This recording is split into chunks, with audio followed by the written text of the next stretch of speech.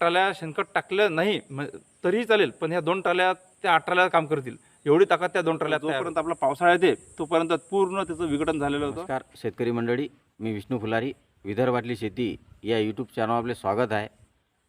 आज आपण महेश भाऊच्या शेतातनी आलेलो आहो आणि ज्या शेतकऱ्यांनी गहू पेरलेले आहेत त्याचं नेमकं कोणत्या प्रकारे काय नियोजन करायचं त्या संदर्भातनी आपण महेश भाऊकडून माहिती घेऊ. नमस्कार. नमस्कार. सध्या शेतकऱ्यांचा गहू काढलेला आहे सर्व शेतकऱ्यांनी, आणि त्या गव्हाचा जो पाचोटा आहे तो शेतात पडलेला आहे. आणि आपण जे ते गव्हाचा पाचोटा पेटवतो त्यामुळे प्रदूषणही होते आणि आपल्या जमिनीत जे आपले उपयुक्त जीवन असतात तेही मरतात. तर आम्ही याच्या आधी जो प्रयोग केलेला आहे समजा, तर एक स्पीड कंपोस्ट नावाचं एक प्रोडक्ट आहे. काय करायचं, जेव्हा आपण गहू हार्वेस्टरनं काढतो तेव्हा तो गव्हावर एक ते स्पीड कंपोस्टचं एक पोतं ते एक एकरी फेकून द्यायचं आणि त्याच्यावर एक पाणी मारायचं. पाणी मारल्यानंतर एक पलटी फाड त्याच्यावर गेला की ते पूर्ण गवत खाली जाते. त्याच्यावर आणखी एक पाण्याची पाळी द्यायची आणि ते तसंच राहू द्यायचं. 1.5 महिन्यात त्या गव्हाच्या पाचोट्याचा पूर्ण माती होऊन जाते आणि तुम्हाला जीवाणुयुक्त एक चांगला दर्जेदार खत मिळते.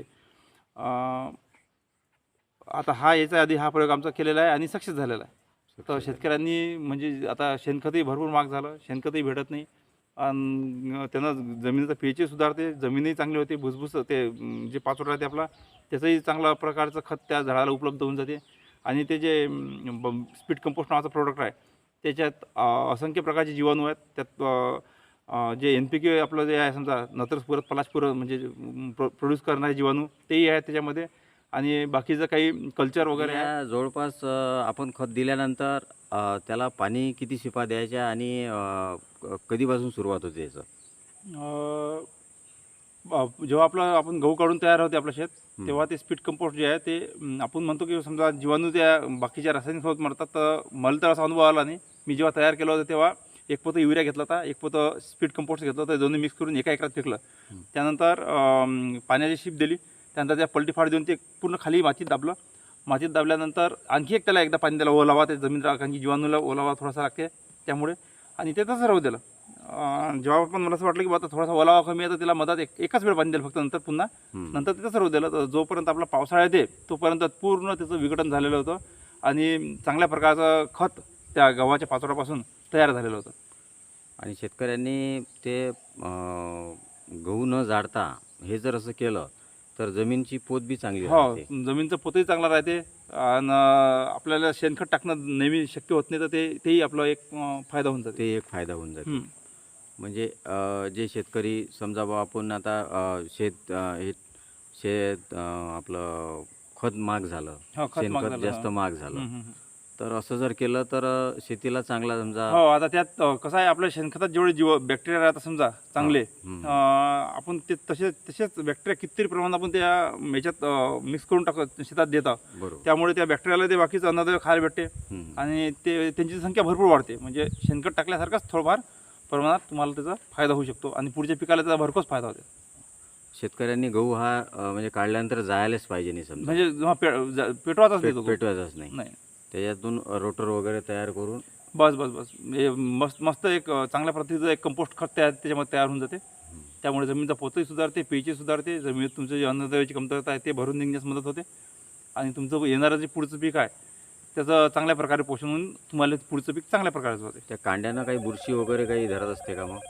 हो, बुरशी आपण शेतकऱ्यांसाठी गायडन्स अशा पद्धतीनं घेतो की त्यांचं शिवम ॲग्रो आहे आणि शेतीतनी त्यांचं फारसं लक्ष प्रत्येकाच्या शेतातनी लक्ष देऊन पूर्ण सहकार्याच्या भावना त्यांच्याजवळ असल्याकारणानं आपण शेतकऱ्यापर्यंत कशा पद्धतीनं पोचल्या जातील म्हणून आपण वारंवार महेश भाऊची माहिती आपण आपल्या यूट्यूब चॅनलवर टाकत असतो की जेणेकरून यांचं स्वतःचं वैयक्तिक असं आहे की बाबा कोणता शेतकऱ्या नुकसान झालं नाही पाहिजे. आणि शेतकरी हा एक दिवसांदिवस जे महागाई आहे त्याच्यातून सावरूनच नाही राहिले, तरी महेश भाऊचं जे गायडन्स असते शेतकऱ्यांसाठी ते एकदम चांगलं असते की जेणेकरून बुवा शेतकरी हा एक त्यांच्यासाठी एक नवीन दिवस निघाला पाहिजे. तर अशा आपल्या महेश भाऊच्या शेतकऱ्याच्या विषयी भावना राहतात.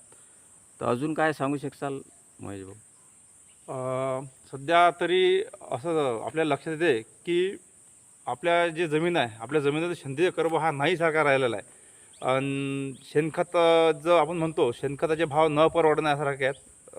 प्रत्येकजण शेणखत एवढ्या जास्त प्रमाणात टाकू शकत नाही आणि कुजलेलं शेणखत जे आहे समजा ते खूप महाग मिळते. तर मला तरीच वाटते की आता ज्या पद्धतीनं मी बऱ्याच वर्षापासून एक प्रयोग करत असतो की दरवर्षी काय करतो, दरवर्षी खूप सारं शेणखत जमिनीत टाकणं आपल्याकडून शक्य होत नाही. तर मी दरवर्षी एकरी 2 ट्रॉल्या याप्रमाणे झाडाखाली शेणखताचा एक गंज तयार करतो.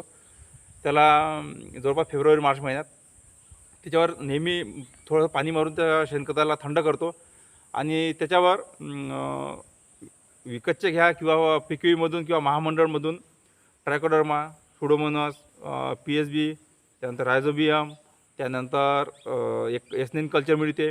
अशा प्रकारचे काही कल्चर, काही डिकंपोजर असतात, ते डिकंपोजर हे सगळ्यांचं मिश्रण तयार करून मी त्या खतावर शिंपडतो आणि ते खत झाडाखाली ठेवतो आणि त्या खतावर नेहमी पाणी मारत राहतो. 2 महिन्यात त्या शेणखतात असंख्य असे जीवाणू तयार होतात, जे आपल्या जमिनीसाठी गुड बॅक्टेरिया म्हणून काम करतात. त्यात काही चांगल्या प्रकारचे फंगस असतात, काही चांगल्या प्रकारचे जीवाणू असतात की ज्या आपल्या जमिनीत बुरशी खाण्याचे काम करतात. काही जीवाणू असे असतात की आपल्या झाडाला ते अन्नद्रव्य पुरवतात. तर एका शेणखता ट्रॉलीत माझ्या माहितीप्रमाणे जवळपास हे जे 1 ते 2 ट्रॉली शेणखत मी कुजवतो जाग्यावर त्याच्यामध्ये जीवन टाकून, ते एका एकरात टाकल्यानं तर जेव्हा जेव्हा तुम्ही 8 ट्रॉल्या शेणखत टाकलं नाही तरीही चालेल, पण ह्या 2 ट्रॉल्या त्या 8 ट्रॉल्या काम करतील एवढी ताकद त्या 2 ट्रॉल्यात तयार होते. हा माझा स्वतःचा व्यक्तिगत अनुभव आहे. आणि जेव्हा आपण शेणखत ते तयार करतो तर आपल्याला माहिती आहे की शेणखताचा एक दुर्गंध येते समजा आपल्याला. तर जेव्हा हे शेणखत तयार होते, मी जे ह्या पद्धतीनं सांगितलं, या पद्धतीनं जेव्हा तुम्ही शेणखत तयार करसाल हे बॅक्टेरिया वगैरे टाकून, तेव्हा या शेणखताचा जेव्हा वास येईल ना, तर तेव्हा तुम्हाला त्या शेणखताचा वास आपण जसा दिवाळीच्या वेळेस अंघोळीला उटणे घेतो, दिवाळीला उटणं तयार करतो आपण, हां. तर त्याचा चांगला जसा सुगंध असतो तितक्याच चांगला प्रतीचा सुगंध त्या शेणखताचा येते. म्हणजे त्या इतक्या चांगल्या प्रकारे ते शेणखत तयार होते. तर अशा पद्धतीनं जर का समजा तुम्ही शेणखत तयार केलं तर तुमचा सेंद्रिय कर्ब किंवा तुमच्या जमिनीतले जे खराब बॅक्टेरिया वाढलेले आहेत आणि चांगले बॅक्टेरिया कमी झाले आहेत, तर त्याचा समतोल राखण्याचा एक कार्य तुमच्या जमिनीत होऊन आणि तुमचं हमखास एक उत्पादन तुमचं ठीक 100% आहे. शेतकरी मंडळी, जर तुम्हाला व्हिडिओ आवडला असेल तर लाईक करा, शेअर करा आणि सबस्क्राईब करायला विसरू नका.